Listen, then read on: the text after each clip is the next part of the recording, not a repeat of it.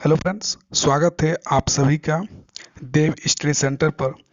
आज हम लोग सी टेट के कुछ इम्पोर्टेंट क्वेश्चन को डिस्कस करेंगे जो काफ़ी इम्पोर्टेंट क्वेश्चन है।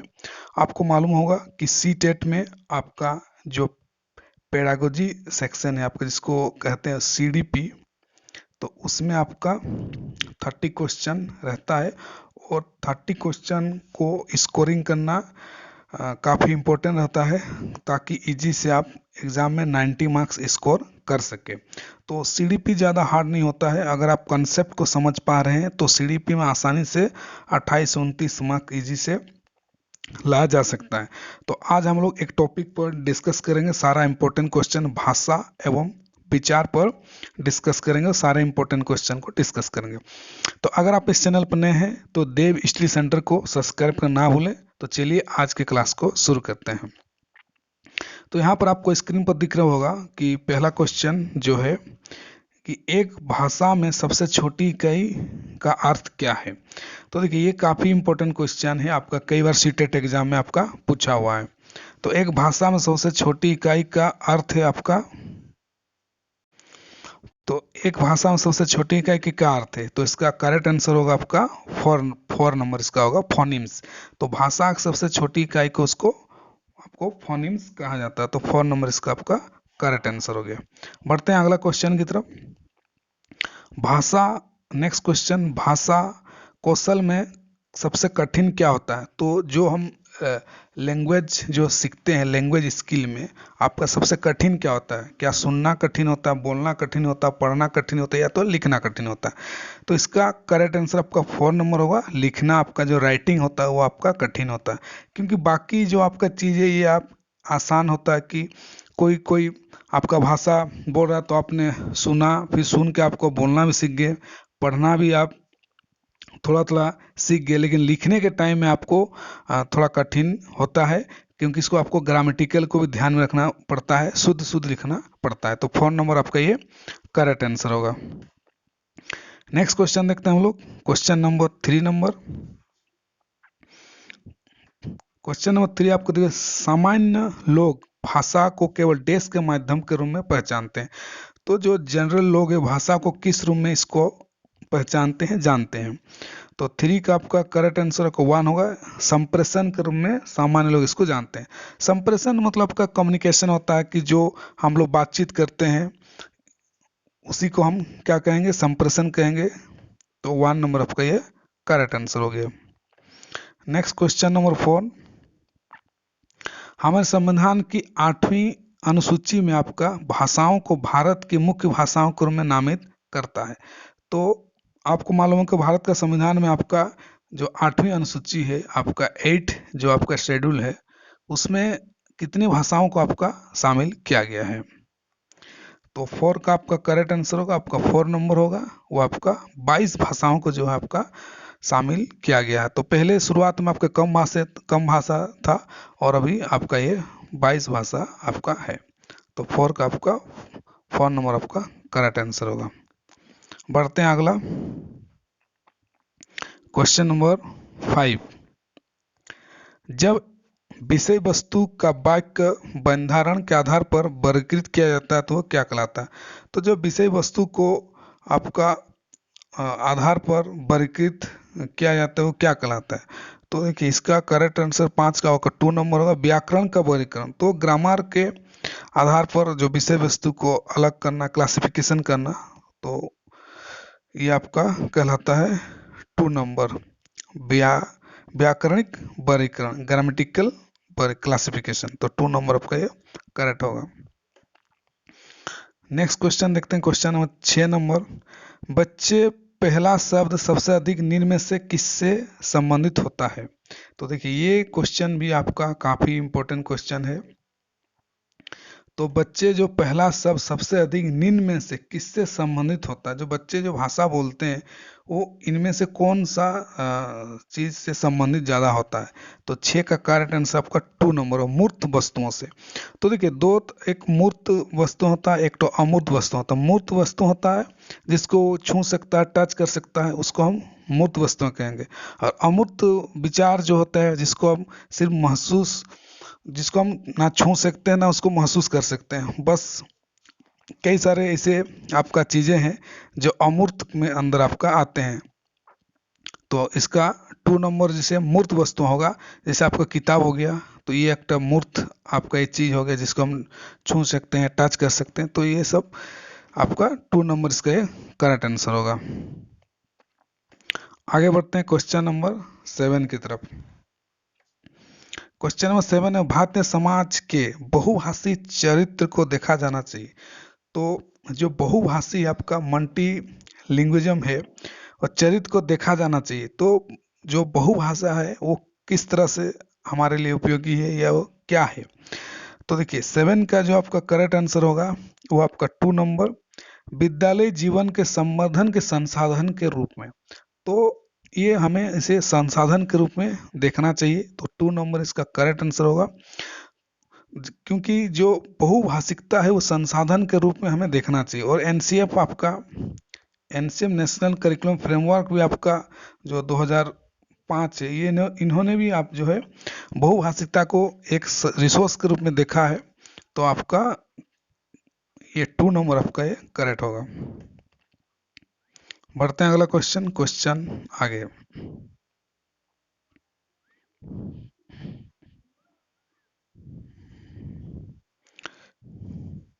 क्वेश्चन नंबर 8, एक बच्चा सी एटिकेट शब्द को उसके घटक ध्वनि ग्राम सी फिर ए फिर टी में करने में खंडित करने में सक्षम है, वो किसके गहरे स्तर को प्रदर्शन करता है। तो 8 का आपका करेक्ट आंसर आपका 1 नंबर, और ध्वनि जागरूकता, क्योंकि वो साउंड से रिलेटेड उसको अवेयरनेस से जागरूकता है। तो 1 नंबर आपका ये करेक्ट होगा। नेक्स्ट बढ़ते हैं क्वेश्चन नंबर 9, आपकी स्क्रीन पर दिख रहा होगा। बच्चे भाषा अधिग्रहण डिवाइस के साथ पैदा होते हैं, किसने कहा था। तो देखिए ये क्वेश्चन भी आपका काफ़ी इम्पोर्टेंट क्वेश्चन है। तो भाषा जो है आपका अधिग्रहण डिवाइस के साथ पैदा होते हैं, ये किसने कहा था। इसका करेक्ट आंसर आपका यहाँ देखिए, स्किनर ने भी नहीं कहा, पियाजे ने भी नहीं कहा, ना बाइगोस्ती कहा। तो इनमें से कोई नहीं होगा इसका, क्योंकि जो इसके बारे में जो चर्चा जो है LAD लेड जिसको कहते हैं लैंग्वेज एक्वाइशन डिवाइस, जिसको नोम चोम्स्की ने आपका ये कहा था, नोम चोम्स्की। तो इनमें से कोई नहीं होगा इसका। नोम चोम्स्की आपको याद रखना चाहिए, क्योंकि इन्होंने लैंग्वेज एक्वाइशन डिवाइस कहा है कि बच्चों में एक जन्मजात क्वालिटी होती है कि वे भाषा को बहुत जल्दी सीख जाते हैं। नोम चोम्स्की। बढ़ते हैं अगला क्वेश्चन की तरफ। क्वेश्चन नंबर 10, अभी 10 देखें हम लोग। देश बच्चों की भाषा अध्ययन महत्वपूर्ण भूमिका नहीं निभाता। देखिए यहाँ पर क्वेश्चन नहीं बोला है कि इनमें से क्या जो बच्चों की भाषा अध्ययन में कोई इंपॉर्टेंट रोल नहीं करता है। तो 10 नंबर का करेक्ट आंसर आपका 3 नंबर होगा। बैक्स भाषा की नकल, जो बड़े लोग भाषा बोलते हैं उसका नकल करना, तो ये जो भाषा अध्ययन में भाषा सीखने में उतना आपका रोल नहीं करता। बाकी जो सारे नियम है, ध्वनि संयोजन का अध्ययन नियम है, संवेद मूलक पैटर्न का अध्ययन नियम है, वाक्य संरचना का अध्ययन नियम, तो सारा ये जिन नियम है ये हेल्प करते हैं आपका भाषा को अध्ययन करने में, लेकिन आपका 3 नंबर आपका नहीं होगा। अगला क्वेश्चन 11, मेटा भाषाई जागरूकता क्या है। मेटा भाषा जागरूकता, तो देखते हैं इसका सारे ऑप्शन को हम लोग। तो इसका जो 11 नंबर का करेक्ट आंसर है वो आपका 2 नंबर होगा। भाषा के बारे में सोचने और बात करने की क्षमता को ही आपका जो है मेटा भाषाई जागरूकता कहा जाता है। 2 नंबर इसका करेक्ट आंसर होगा। नेक्स्ट क्वेश्चन 12 नंबर, जब बात को वाक्य रचना के आधार पर समूहीकृत किया जाता है तो इसे क्या कहा जाता है। जब बात को वाक्य रचना के आधार पर समूहीकृत मतलब उसको ग्रुपिंग करके किया जाता है, उससे क्या कहा जाता है। तो देखिए 12 का जो आपका सही आंसर आपका 2 नंबर होगा। व्याकरण ग्रुपिंग इसको कहेंगे, आपका ग्रामर ग्रुपिंग कहेंगे इसका। बढ़ते हैं अगले क्वेश्चन की तरफ।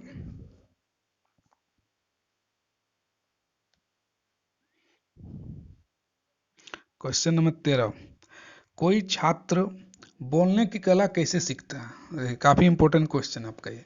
बच्चे जो बोलने की जो कला है, कैसे बोलना चाहिए, कैसे किस तरीके से बोलना चाहिए, कैसे सीखते हैं। तो इसका जो आपका 13 का करेक्ट आंसर आपका 2 नंबर होगा। जीवन की वास्तविकताओं पर चर्चा करके, तो जीवन की जो रियलिटी है उनसे आपका चर्चा करके ही बोलने की कला को सीखते हैं। तो 2 नंबर का ये करेक्ट आंसर होगा।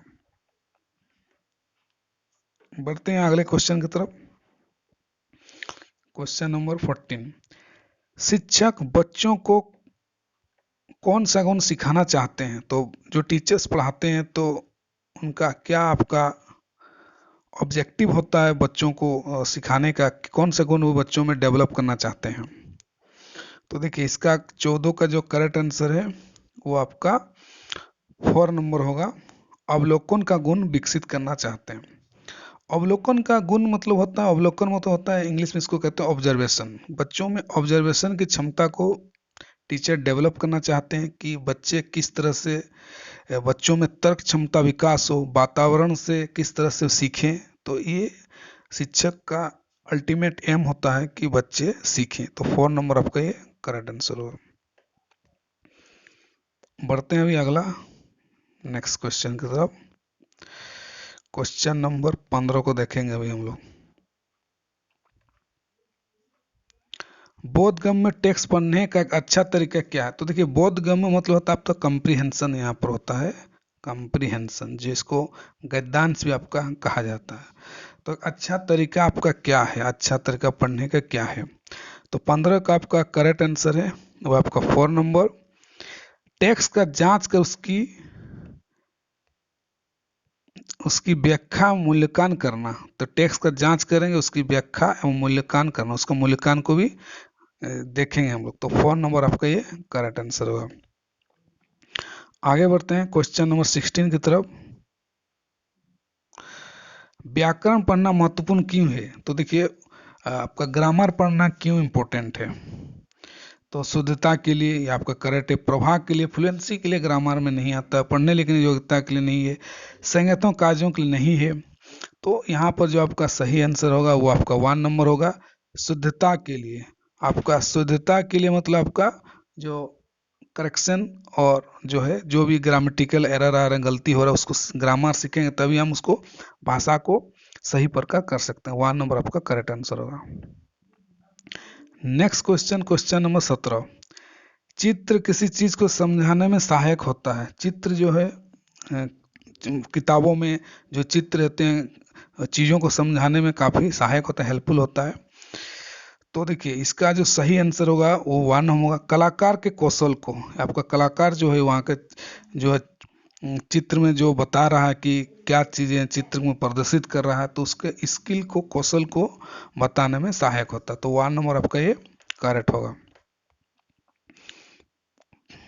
नेक्स्ट क्वेश्चन देखते हैं, क्वेश्चन नंबर 18।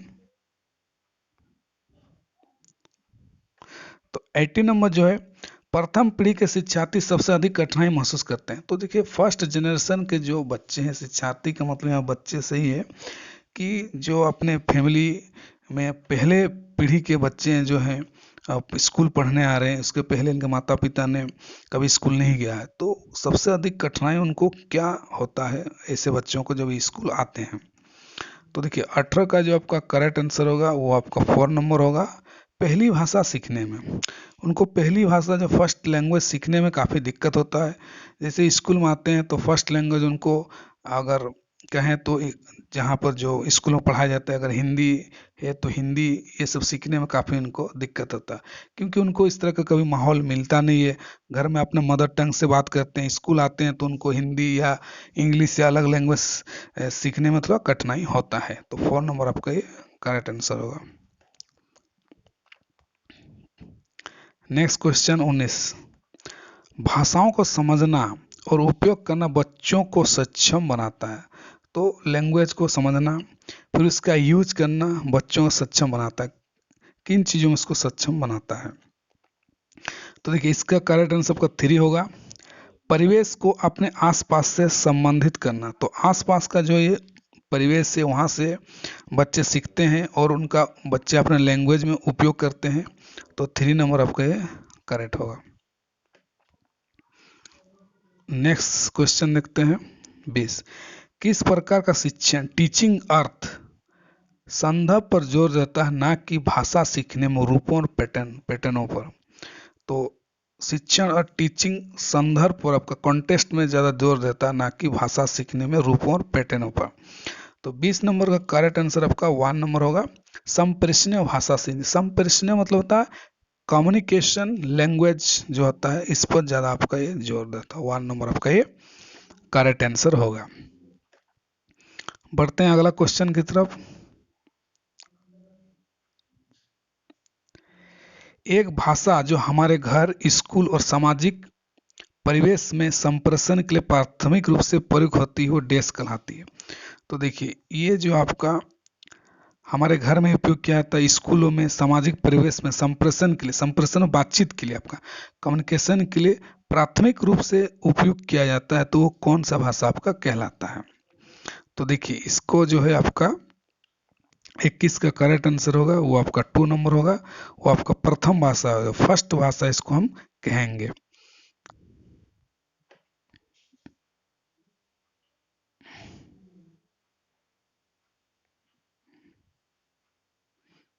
पढ़ते हैं अगला क्वेश्चन की तरफ हम लोग।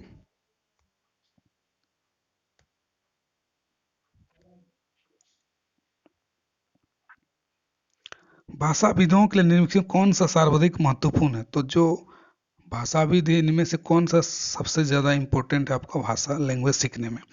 तो 22 का आपका करेक्ट आंसर आपका 3 होगा शब्दकोश और व्याकरण। शब्दकोश मतलब आपका वोकैब्स अच्छे होने चाहिए, वोकेबलरी अच्छे होने चाहिए, साथ ही आपका ग्रामर का नॉलेज अच्छा होना चाहिए, तो आप लैंग्वेज को अच्छा से और ग्रामेटिकल बोल पाएंगे। तो 22 का आपका 3 नंबर आपका सही होगा। बढ़ते हैं आगे। एक बालक देश की आयु में अपनी भाषा विकसित करता है और जो एक भाषा के उपयुक्त शब्दों व्याकरण के सही नियमों को सभी नियमों से मिलती है।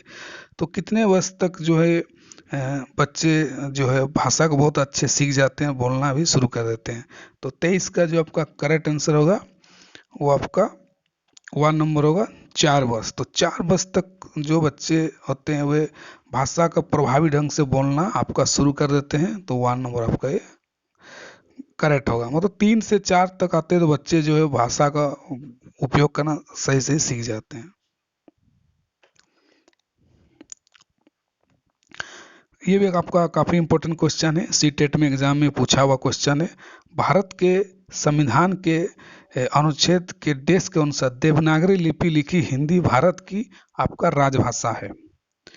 तो आपका कौन सा ये आपका संविधान के अनुच्छेद में आपका है। तो 24 का करेक्ट आंसर आपका 1 नंबर होगा। वो आपका अनुच्छेद जो है आपका आर्टिकल 343 जो है हिंदी को जो आपका राजभाषा के रूप में ऑफिशियल लैंग्वेज के रूप में माना गया है। तो कई बच्चे इसमें अभी भी ये सोचते हैं कि हिंदी को राष्ट्रभाषा के रूप में माना जाता है, लेकिन ऐसा नहीं है। हिंदी को अभी भी राष्ट्रभाषा नेशनल लैंग्वेज के रूप में नहीं माना गया, उसको सिर्फ आपका जो है राजभाषा ऑफिशियल लैंग्वेज के रूप में इसको माना गया है। तो ये आपका ये आंसर। बढ़ते हैं अगले क्वेश्चन। तो ये आज का लास्ट क्वेश्चन है और काफ़ी इंपॉर्टेंट क्वेश्चन। ये क्वेश्चन आपका सीटेट एग्जाम में आपका पूछा हुआ क्वेश्चन है, कई बार पूछा हुआ है। आपको स्कैनिंग स्कीमिंग पर रिलेटेड क्वेश्चन है। कोई जानकारी पाने के लिए त्वरित पढ़ने को कहा जाता है। मतलब आप किसी चीज़ का आपको इंफॉर्मेशन चाहिए और आप तुरंत फटाफट किसी किताब के उसको चीज़ को पढ़ते हैं तो उसको हम क्या कहेंगे। तो इसका जो करेक्ट आंसर 25 का आपका 3 नंबर हो, उसको हम स्कैनिंग कहते हैं।